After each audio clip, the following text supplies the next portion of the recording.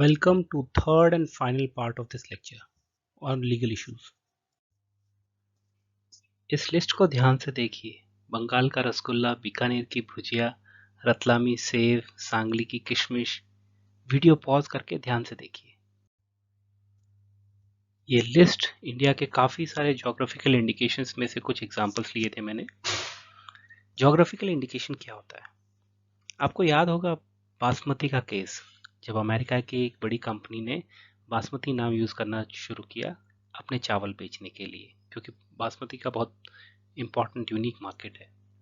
तो law suit file करने पे इंडिया का ये आर्ग्यूमेंट था, क्योंकि बासमती इंडियन ओरिजिन का है, क्योंकि ये एक पर्टिकुलर ज्योग्राफी पे में डेवलप किया जाता है, तो इसका मतलब ये नहीं है कि सेम बीज अगर आप अमेरिका के टेक्सास में लग जाके उगाएं और फिर उसे कहें कि ये बासमती है, तो आपको अलाउ नहीं किया जाएगा।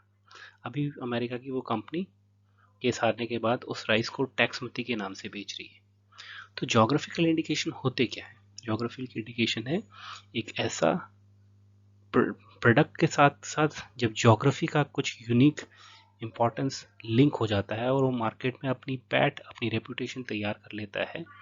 उस केस में क्योंकि मार्केट में वो उस प्रोडक्ट की और उस प्लेस ऑफ प्रोडक्शन की के बीच में लिंक काफ़ी क्लियर है और इसके कारण उसकी एक अलग यूनिक रेपुटेशन बनी हुई है, वैसे केसेस ज्योग्राफिकल इंडिकेशंस में आते हैं। वाइपो के हिसाब से a geographical indication is a sign used on product that have a specific geographical origin and possess qualities or a reputation that are due to that origin. Since the quality depend on the geographical place of production, there is a clear link between the product and its original place of production. Traditional knowledge, इसकी बात करते तो अपनी wonder girl जाग गई, कहने लगी sir मुझे इसके बारे में मालूम है। हल्दी, तुलसी, नीम, वो वाले केस उसने बताया, एक्सप्लेन किया। Yes, traditional knowledge, know how, skill and practices that are developed, sustained and passed on from generation to generation within a community, often forming part of its cultural or spiritual identity. Traditional knowledge वो है जो एक generation से दूसरी generation, सदियों से एक community में, एक ग्रुप में, जो उनका कल्चरल और स्पिरिचुअल पार्ट बन जाता है और शेयर किया जाता है। जैसे कोई एग्जांपल हल्दी और नीम वाला ही लें। अगर कोई कंपनी कहे कि हमने हमारे लेबोरेटरी में पता किया है कि नीम का ये मेडिकल बेनिफिट है, ये हल्दी का ये मेडिकल बेनिफिट है, और मेडिसिनल बेनिफिट को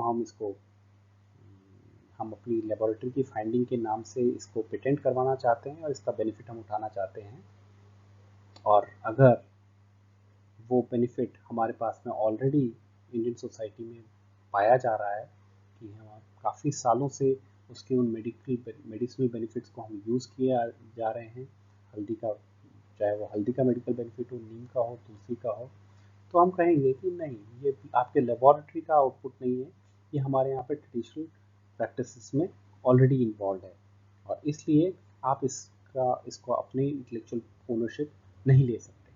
So traditional knowledge can be found in a variety of contexts, including agricultural, scientific, technical, ecological, medicinal knowledge, as well as biodiversity related knowledge.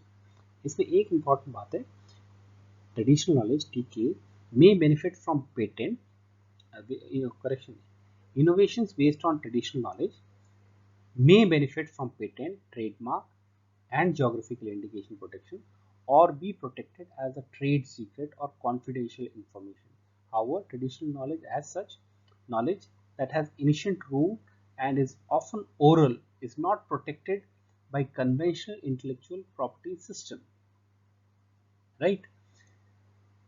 Conventional intellectual property system से हर बार ये ज़रूरी नहीं हो हमेशा protected ही रहे, ये क्योंकि उसका एक इम्पॉर्टेंट रीज़न है कि इसका रूरल रूट, और ये ज़्यादातर शब्दों से एक जनरेशन से दूसरी जनरेशन पे जाता है।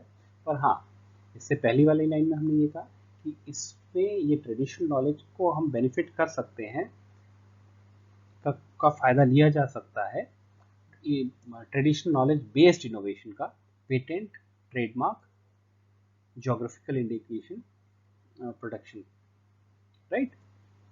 इंडियन कॉन्टेक्स्ट में ट्रेडिशनल नॉलेज डिजिटल लाइब्रेरी जो कि CSIR और मिनिस्ट्री ऑफ आयुष का जॉइंट वेंचर है, ये एक रिपोजिटरी क्रिएट हो रही है।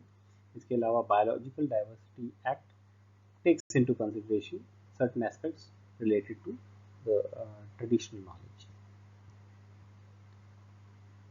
Thank you students.